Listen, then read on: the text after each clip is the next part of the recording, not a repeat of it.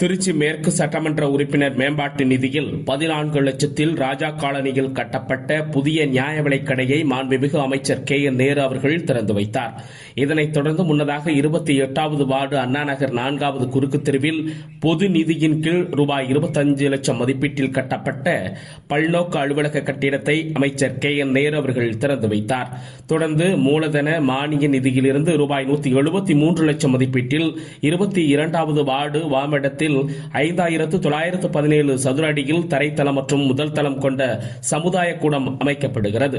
இதில் தரைத்தளத்தில் 200 நபர்கள் அமரும் வசதி கொண்ட உணவு கூடம், சமையல் அறை, இருப்பறை மற்றும் கழிப்பறை வசதிகளும், முதல் தளத்தில் 200 நபர்கள் அமரும் வசதி கொண்ட அரங்கம் விழா மேடை மற்றும் 2 அறைகள் அடங்கிய வசதிகள் கொண்ட புதிய சமுதாய கூடம் கட்ட மாண்புமிகு நகராட்சி நிர்வாகத்துறை அமைச்சர் கே.என். நேரு அவர்கள் பூமி பூஜை செய்து பணிகளை தொடங்கி வைத்தார்.